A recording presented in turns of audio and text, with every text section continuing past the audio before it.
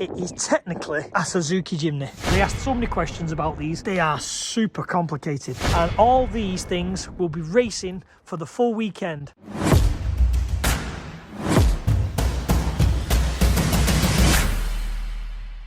So welcome back to another video. We are over experienced something new to the channel, something new for me. We are planning on doing some Ultra 4 off-road racing in this beautiful thing. So let's dive in and let's see what makes this so crazy off-road.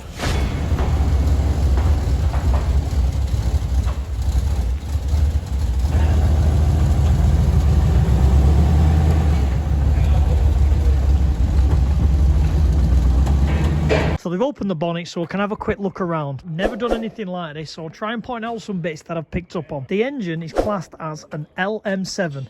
To me, it's part of the LS family because I always rate that inlet manifold as part of the LS. It's a small block V8, normal aspirated with drive-by-wire, which I find very interesting because with these things going through water a lot, I would have thought they wouldn't want a lot of electrical connectors because water can get in, but obviously it seems to work. Now, other things I've picked up on this is the power steering reservoir, which then comes along to this giant power steering cooler, which goes down to the steering box because there is no mechanical join between the steering box and the steering rack. It's all hydraulic. As you can see, pipes going here and here, and that's your steering. Other things I've picked up on is giant water pump housing, which obviously helps with cooling. All aluminium pipework all set in, which obviously I will show you shortly, which runs through the car and onto the top radiator. Other little bits to point out up at the front, these are like hydraulic bump stops, which if you articulate the full chassis, it hits them rather than banging about with you get a solid rubber, so it kind of cushions it all. You've got these major Nissan Patrol front, I would say it's an axle and steering knuckle type thing, majorly reinforced with these plates. Can't get over how this stuff doesn't bend and break. It's so beefed up everywhere. And then obviously you have these, like, I class them as tie bars, I don't know what the technical term is, with these like giant rose joints, but the nylon with slight rubber, and then they are oil fed for dampening. And then we'll talk about the suspension when we get around the rear, because the suspension is super tricky on these things. And I suppose when you're an outsider looking in and you don't know this type of thing, you just don't expect it to be as, let's say, tunable as you would think for like a race car that we've been used to. Some of the reason why I'm kind of getting involved in this vehicle, a local off-roading circuit up in Rochdale area is hosting one of the events these cars, well, these are running at. So I've been gladly invited along to be able to get in the passenger seat, go out and see what this is all about. So let's have a quick look at what it is. So this is the event coming up on the 28th to the 23rd of April, and it's in Rochdale at Corn Quarry. And all these things will be racing for the full weekend. So I'm really looking forward to getting out and seeing how this works and how they race and what it all goes, whether they survive, whether they smash themselves to bits, who knows what's involved. So it's going to be quite an interesting adventure to be part of this and to see what goes on behind the scenes. They're still working on this because they've got a race this weekend. Obviously the bucket seats are out, so as we start here is you can see an air compressor. The air compressor is for the locks for the diff. These are where all the electronics are for like the ECUs. It's on full Emerald standalone ECU management. Now this thing is quite interesting. It's the winch. They run the winch in the center of the cars to help with weight distribution because of there's so much weight over the front nose. This assists it. But then what they also do is, the reason why it's here is the winch cable will come out here and it will go down this little hole. Let me show you where it comes out. And it comes out of this little hole out here and at the front. It just assists for, like I say, because it's such a massive winch, to move the weight further to the rear to assist that. So in here, the usual aluminium, obviously, transmission pad. I would have thought that's removable for it is. It's removable for easy to get to the transmission. It's on a GM automatic gearbox. Obviously that's the auto, but it's also got, this is for manual shifting. The usual, there's not much I can kind of say what you'd want in here because obviously everything's going to get drenched and wet and destroyed.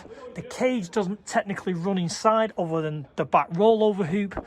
And then there's the giant scoop here which goes to the radiator system, which I'll show you shortly. And then it did run a windscreen, but obviously what I'm told is because of the splashing whilst racing, it just causes more hassle than it's worth. So they've had this additional bar put in, these put in, just to save the external roll cage if any rollover. Very, very basic. 2 big bucket seats, pretty rugged, pretty rigid. Oh, and these are the 2 water pipes that I pointed out in the engine bay, which run back to the radiator. I'm a great believer in, if you're a petrol head, you should appreciate everyone else's passion for vehicles, racing, engines and cars. So a friend of mine contacted me saying they're going Ultra 4 racing, where the off-roaders are unlimited class, so any engine, any suspension, any size, any transmission, basically you can do absolutely anything and you are racing off-road, most laps wins, potentially doing 60, 70, up to 100 mile an hour off-road.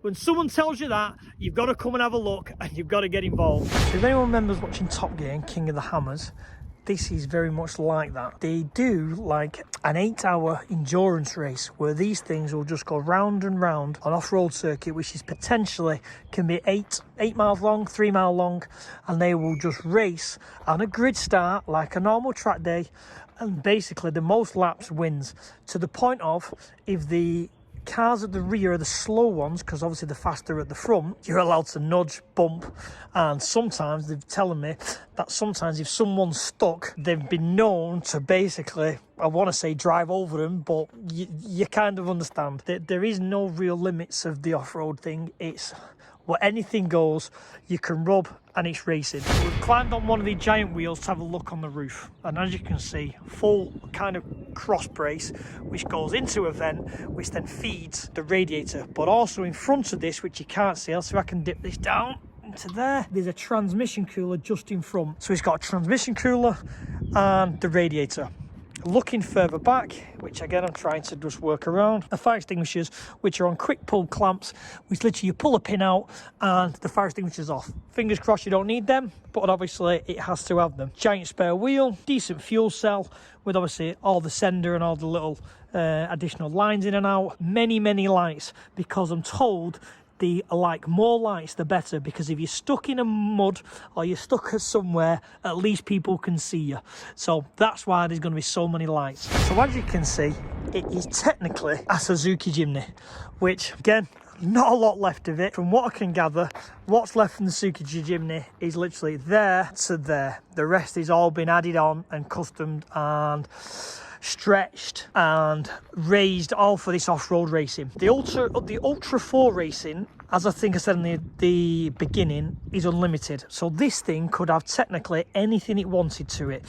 Hence the spec it runs at. Anything to assist you from going faster on the circuit, on the off-road race.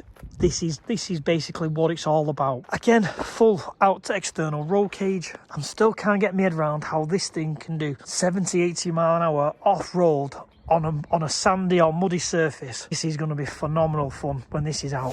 So jumping to kind of the rear now. Again, Nissan Patrol rear axle, but this has been fully strengthened. So what you find is all these additional pieces, and even that area there has been encased in 8mm plate. It's all reinforced for strength, so it doesn't collapse when I'm going off-roading. Again, it's got the additional bump stops on the rear, and this is part of an anti-roll bar system on the rear, which actually runs through the chassis. So you have an anti-roll bar torsion bar in there, goes off to like the bladed anti-rolls, which then go down to the axle, which just assists in keeping the back a bit more stiffer. They asked so many questions about these. They are super complicated. So what they tell me is this shock is in essence kind of redundant.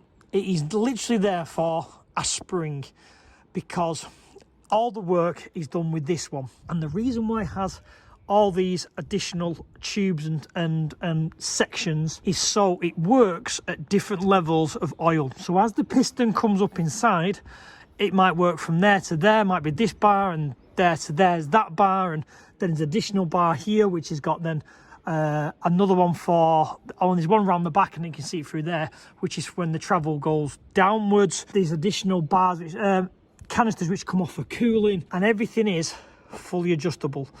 And what they tell me is, because I didn't realize this, so on a race car, when you go out and do a circuit, you really know that you need to adjust your suspension settings, and you know that everything is tweaking.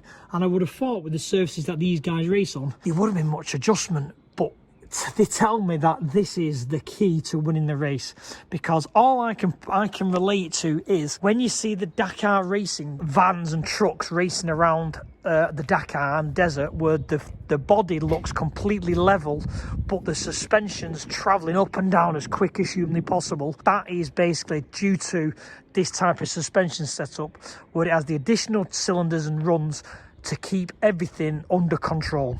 Pretty trick stuff. And I never would have thought, I don't want to say a simple off-roader, because this is definitely not a simple off-roader, but I never thought something would have been so technical on something like this. But again, I'm always here to learn, and I'm always here to try something new and see what it's all about. So to talk about the wheels, these are classed as 40... What are that? What's that size? 40, 30, 40. 50, 1350. It's 1350. So how do you know the size then, the physical height of them? What's the 40? Inch. Is it 40 inch high? 40 inch. 30, is it 1350? 1350? 1350 wide. 40 inch. And then a 17 inch rim. Inner tubed? No. But bead locked? Bead locked. Right, okay. Wow. So let me explain what bead locks are. So when you have quite high impact sidewall tyres, normally if people know tyres are put on, they are inflated, and then this bead is just blown onto the edge of the rim. These aren't like that. These are pushed up against this and clamped, so the bead will not come off, which assists to keep the bead clamped, and it also assists in, if you have any damages of wheels, you don't need a tyre machine. You can literally unbolt this bead, pull it off, and the tyre will come off, so it can be repaired almost anywhere.